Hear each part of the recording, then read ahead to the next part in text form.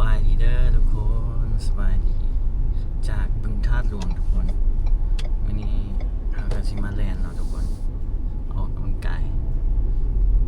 กลับเข้าสู่โหมดปกติทุกคนโอ้วันนี้บรรยากาศดีเนาะแรงวันพฤหัสทุกคนคนก็มาแลนด์หลายได้นี่คนนั้นไปเบิ่งบึงธาตุหลวงจอดรถใส่นอกขอจัก5 กิโลซะมื้อนี้กัน10 กิโลกับสิเป็นย่างเนาะทุกคนว่านัดรุ่นอ้ายเนาะมาหาเราเนี่ยใส่แล้วเราอยู่ใส่แล้วผู้คนมาแลนละนี่โอ้อันนี้น่าจะแล้วแหละทุกคนจอดนะจอดเสร็จแล้วขี่ไปก่อนซะรักษาสุขภาพเด็กไปนี่เข้าชูโมนแล้วเนาะคือจีแมนเมื่อกี้นี่แหละทีมงานไอ้น้องแมนเลยต้องแมนอยู่หลังจอดนี่ใส่เนี่ยไปดู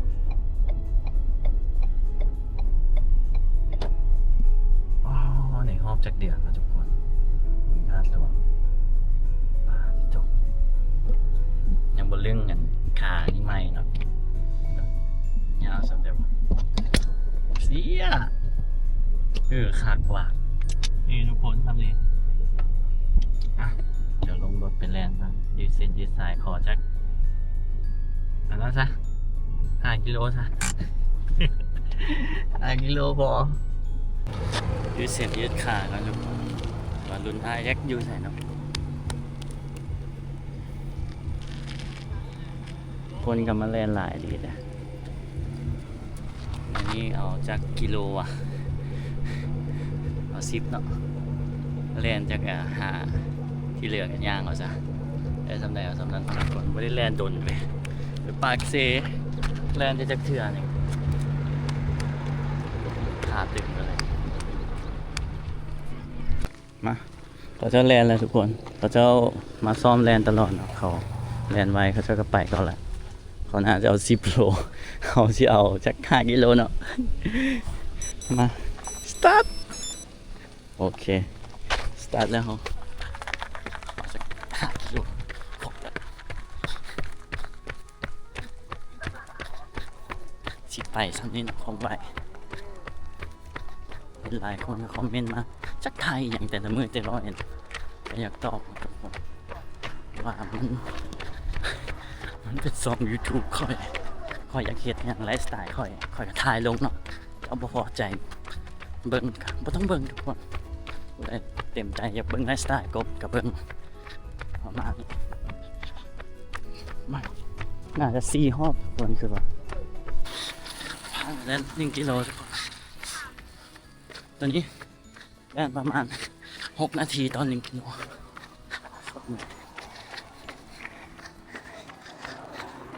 วิวน้ำดีมาก2 กิโลแล้วทุกคนโคตรเหนื่อยเลยหายใจพอทันเนาะ12 นาทีย่างพักหน่อยหนึ่งแทนต่อไม่กล้าดีเลยรถใหญ่กับจอดแคมทางทีเลยเนาะบริเสียงเงินเลยทุกคนเมื่อยแห้งเนาะย่างเอาซะเขาเมื่อยเลยขาดลอยไม่ได้แลนแต่มือนี่โอเคอยู่5 กิโลก็พอพักเลยอันนี้พอพักไปได้แล้วย่างวอร์มขาก็เมื่อยมากแต่ก่อนมีห้างขายเครื่องอยู่แถวนี้เนาะทุกคนบ่เห็นเลยเว้ยอันนี้ก็เป็นตั้งแต่ตึกนะเขาจะแปลงแล้วเลยน่าจะไปขายเครื่องอยู่บนเบิดว่า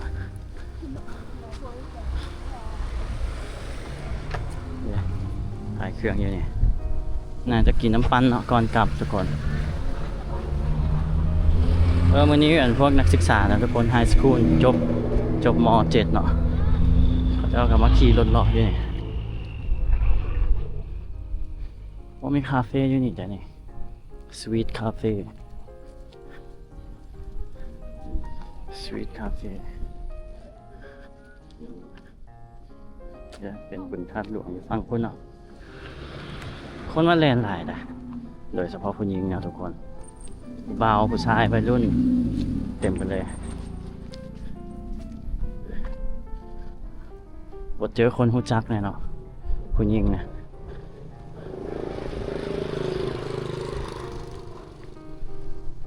ขายเครื่องบูธยังบ่เต็มได้นะยังบ่เต็ม25 โลสั้น2.3 ไปอีก2 กิโลนะทุกคนออม2 หอบหอบหนึ่งกะ 2.3บอกว่า5 กิโลได้นี่คนแล้วล่ะได้39 นาทีเนาะเฉลี่ย7 นาทีต่อ 1 หลักเป้าหมายเขา3 นาทีต่อ 1 หลักกลับบ้านนะทุกคนยืดแขนยืดขาถือว่ามีแห้งได้ออกกำลังกายนะยืดแขนยืดขาเก่งไปเลยวันนี้ก็สิกลับบ้านบ่เห็นแม่ในห้องเดือนกว่าบ่เห็นแม่เห็นพ่อหลานก็น่าจะสิลืมกันแหละไปทุกคนยืดแขนยืดขาสุดไปตอนนี้เวลา7:17ทุกคนนี่แห้งอีหลีเลยดิแลนด์บ่เจอคนรู้จักแน่เนาะตอนนี้ดีกว่า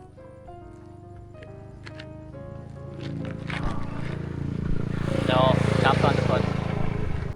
กลับมาบ้านแล้วทุกคนห้องกับ6นี่ไม่อย่างคิดฮอดกับกบบะคิดฮอดหลายบ่ล่ะฮะมานี่คิดฮอดซ้ำใด คิดฮอดซ้ำใด คิดฮอดซ้ำมาฮู้ อ้าวซ้ำใดเลย มาฮู้ คือฮอดแล้วต้องเฮ็ดจังได๋ก่อน ก็ ประกบนอนคืนเดียวเด้ประกบมื้อไปอีกเด้ ไปใส่แต่บอกว่าอยู่ ฮะ ได้ไป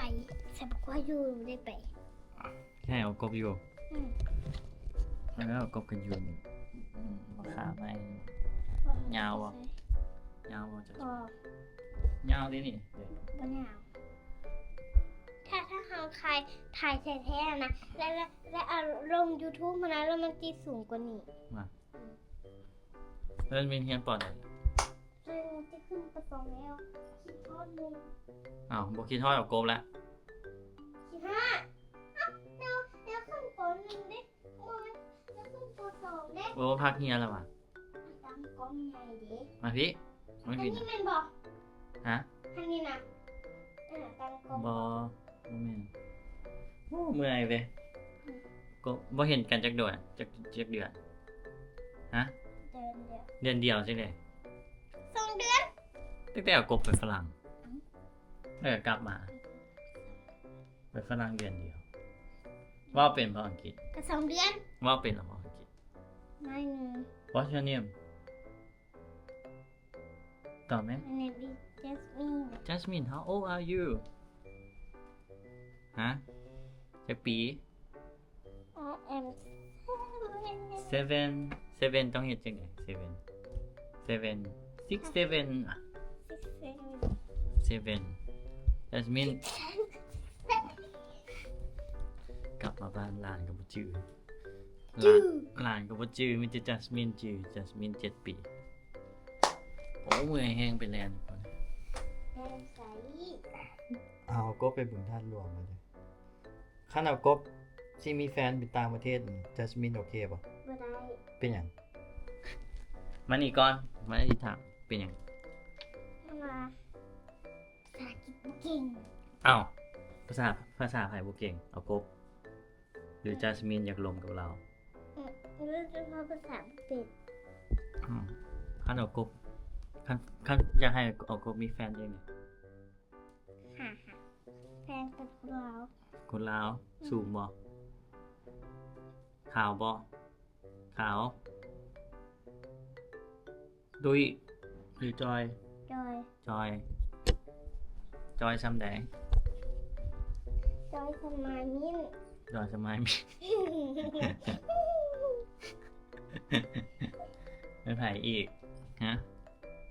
โอ้จะมามีนี่ หืม เห็นเห็นไหมนิ่มบ่ ผงเครื่องเนาะทุกคนเครื่องพวกยางป่าเนี่ยจะหกไผเข้ามาเนี่ยห้องกับกบประโยชน์บ่มีผู้ใดโว้ยขาไม่ลง มันล่มเลย เอ้าบ๊ายบายยายมาจะเป็นหยัง จะเป็น ยูทูบเบอร์ อ่า เป็นทั้งห้อง อ่า เป็นหยัง เป็นคนดัง เป็นคนดัง อืม ดังอย่างดังไฟได้บ่ เอาเถอะ อยากเป็นชื่อเอากบแต่ต้องเฮ็ดจังไดต้องตั้งใจเรียนต้องลมภาษาอังกฤษเก่งๆแต่ว่าจึงไปเที่ยวแบบเอากบได้ อืม โอเคบ่ สักลายกับแก้ ฮะ สักลายกับแก้สักค่ะ ชักลายกับแก้สักขาว่ากบเมื่อยเว้ยกบเป็นแลนมาตอนนี้กบสินอนก่อนจ้ะ อันนี้เด็กเป็นยัง อันนี้เป็นเจาะมาดิโอเคป่ะนี่มักป่ะ บอ เป็นหยัง มันเป็นรูม อ๋อมันเป็นตุ่มมันเป็นตูดว่ะเจาะนี่เด้ได้ป่ะนี่เจาะดังไปได้อีกอ้าวให้บอลไล่มาให้เอากบงามบ่มักบ่มักงามบ่มักหรือจัสมินบ่มักจัสมินบ่มักบ๊ายบายเนี่ยเอ้าบ๊ายบายอย่าคลายคลิปกับกบบ๊ายบาย บ๊ายบาย บ๊ายบายยังไงฝากติดตามกบเนี่ยสิ ว้าว เอ้าก็เว้าเลย ว้าว เอ้าเว้าตามกบ ว้าว เอ้าเอากบให้จัสมินบอก ฮะ ว้าวไว้ฝากติดตามกบหลายๆเด้อ ฝากติดตามเอากบหลายๆเด้อก ดไลค์กดแชร์ว่ะเอามานี่มานี่นะเขี่ยวห่างอยู่แล้ว อืม มาจัสมินห้ามสกิปโฆษณาว่ะไหมห้ามสกิปโฆษณาห้ามกดข้ามโฆษณา ห้ามกดข้าม เบิ่งนี้ว้าวเลยเบิ่งนี่ ห้ามกดข้ามโฆษณา เด้อ เด้อ โอเคบ๊ายบาย บาย บ๊ายบายให้ดึง บ๊ายบาย จุ๊บ kiss me บ๊ายบายเอาพักผ่อนก่อนทุกคนขึ้นฮอตบอลนอนขึ้นห้องนอนก่อนนอนก่อนบ๊ายบายเจอกันคลิปหน้าทุกคนอ๋อเมื่อยหลายแลนมา 5 กิโล หน่อยแหละนี่คือท้ายหน่อยแหละ เอากบถ่ายมาก่อนแล้วก็ไปแลน5 กิโลอยู่บึงท่านหลวงเนี่ยแลน5 กิโลนะทุกคน39 นาทีเมื่อยแหงขอนอนพักก่อนชั่วโมงละนอนก็เอากบบอกมานอน